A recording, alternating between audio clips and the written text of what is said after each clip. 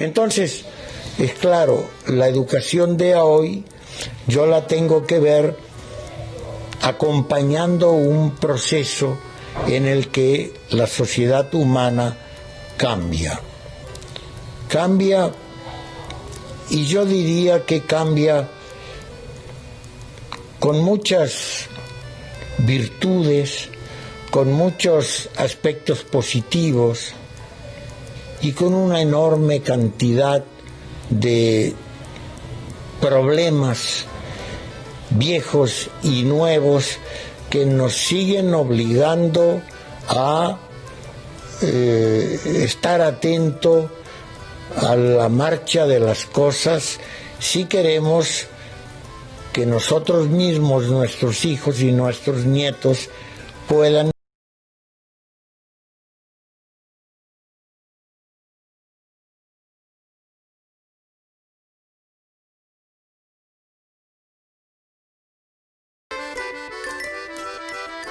Miguel Soler. ¿Quién fue Miguel Soler? Miguel Soler fue un maestro referente a la historia del magisterio rural uruguayo y fue el que creó el primer núcleo escolar experimental. ¿Y qué era el núcleo? El núcleo eran 7 escuelas que trabajaban en conjunto, una de ellas funcionaba como central y estaban instaladas en las zonas de rancherío, que eran zonas carenciadas social y culturalmente.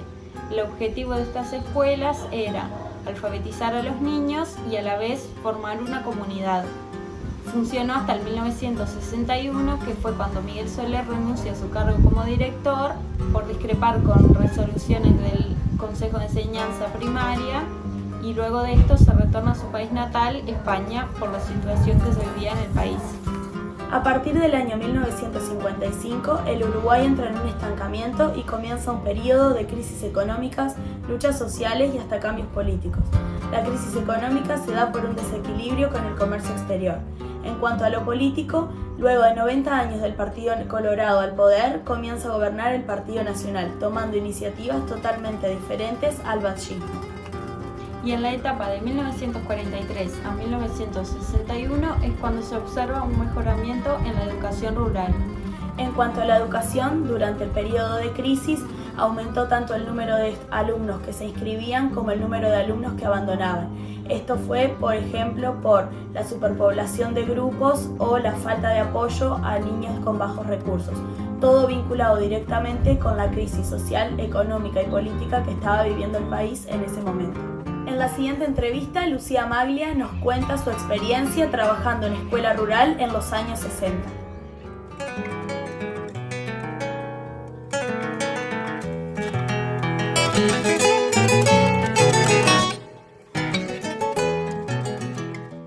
Ustedes me dijeron que se basan en estas preguntas que me van a hacer en un pedagogo amado,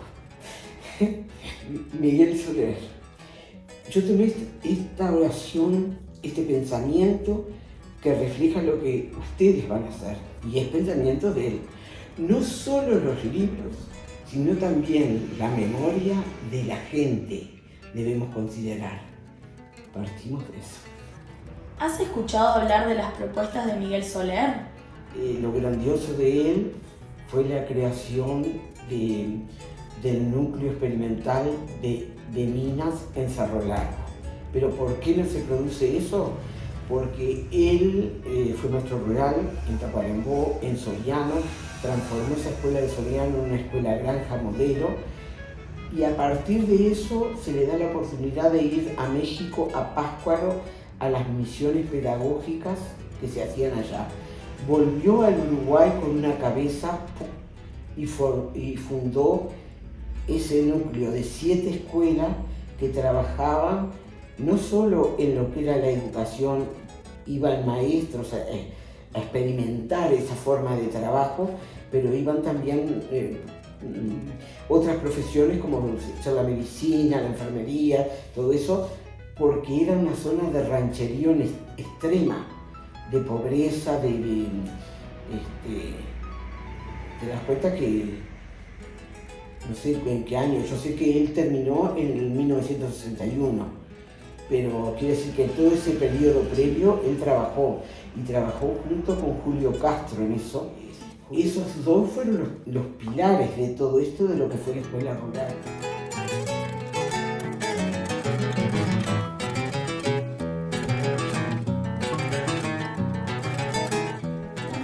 Realizó Miguel Soler fue trabajar en la huerta y cultivos. ¿Alguna vez practicó lo mismo con sus alumnos?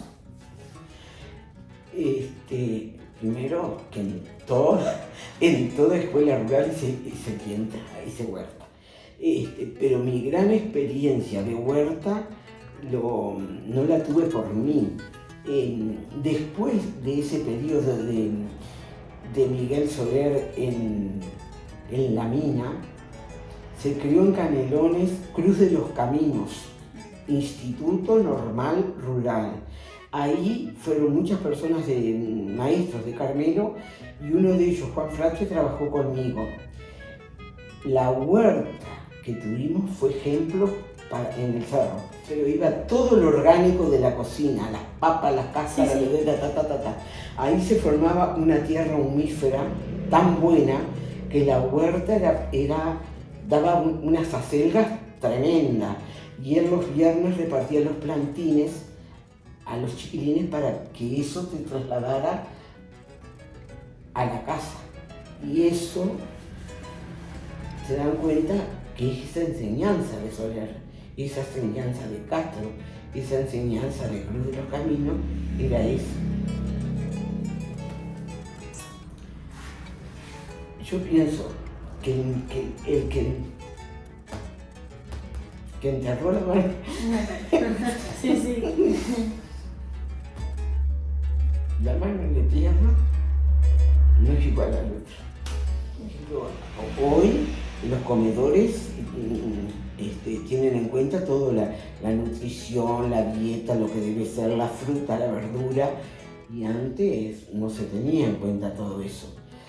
Ahora, con respecto a eso, lo que tú dices,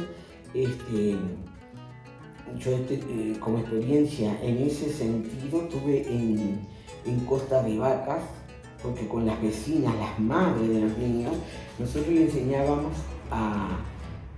además de la clase, nos quedábamos después de hora y le enseñábamos nociones de cocina, de cómo lo que les convenía, a guardar los picles, por ejemplo, los porrones, los duranos del almíbar.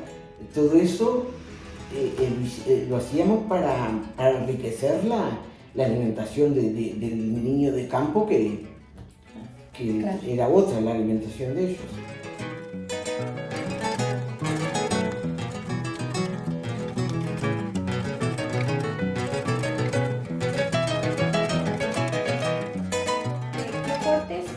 A los maestros rurales y a las comunidades rurales practicar esas instancias les transformaba la vida, porque yo me acuerdo de fotos. Yo pienso que si ustedes entran al LinkedIn y al celular y ponen, tienen que tener hasta las fotos de los rancheríos. Y ahora que digo rancherío, yo me acuerdo que pasando Ombúe, Pueblo Castillo, y había otro, ahí se hicieron pequeñas, en Colonia, en el departamento de Colonia, se hicieron misiones porque eran lugares de rancherío extremos de una pobreza, y era seguro necesario, más que nada, educar para transformar la cabeza, de que salieran adelante, que tomaran empuje, que se reunieran. Y ahí, en estos libros que está de la experiencia, que después le voy a decir, la palabra cooperativismo. Trabajar en cooperativas artesanales, las ruecas, el telar, todo eso fue fruto de ese periodo. ¿Pudiera darle un mensaje a los maestros de hoy? ¿Qué les diría?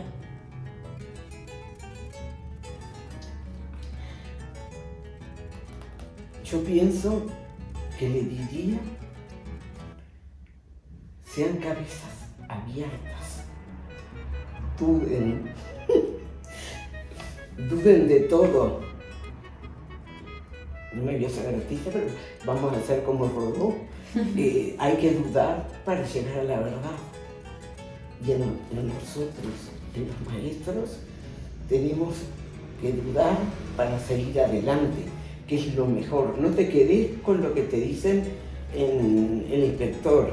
Yo fui muy contradictoria, pero yo me di cuenta que tuve mis frutos. Cuando les decía a ustedes que en la escuela rural yo me tenía que adaptar a primero a sexto y crear mi ambiente para que todos trabajaran, yo terminé en las 6 y todos los días que entraba yo a trabajar, corría a los bancos y los ponía en círculos y yo al medio. Jamás trabajé con esos... Y una cosa de Julio Castro, dice, la diferencia del banco fijo a la mesa compartida. Y entonces terminé trabajando en una forma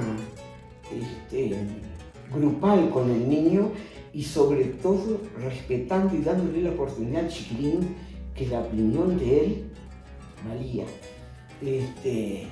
Ahora, a las chiquilinas, a las jóvenes maestras, ustedes, que no hay experiencia de vida más linda.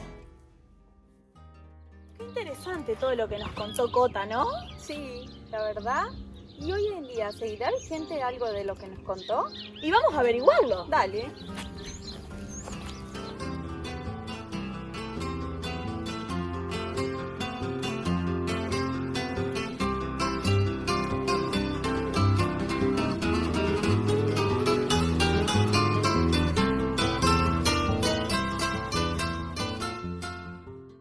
¿Hay diferencia entre lo que es escuela rural y escuela urbana? Sí, eso es muy particular de cada uno, pero para mí y para cualquiera que lo ve también, digo, las diferencias son marcadas. Primero en el horario, después en la modalidad de... Esta es una escuela típica en donde hay más de un maestro, ¿no? Pero claro, si vamos a la ruralidad es un maestro para todas las clases, desde inicial hasta sexto, y ahí ya hay una diferencia. Después el tema del comedor también, que comparten todos los mediodías y almuerzan todos juntos sin diferencia. Entonces también ahí hay una diferencia que está marcada. El medio de transporte hacia la escuela. Esta es una escuela típica, quedan muy poquitas que llegarían a caballo. Acá llegan en ómnibus o en vehículos particulares. O sea que hay diferencias bien marcadas. ¿Hacen huerta? Justamente estamos en eso, por revivir la huerta. Lo que pasa que hay madres que en esta semana ahora van a traer tierra, que ya esté abonada. O sea, el espacio físico está, pero hay que volverlo a reflotar y en eso estamos. Para eso el otro día los niños estuvieron llenando bidones con arena para poder armar los canteros, así que...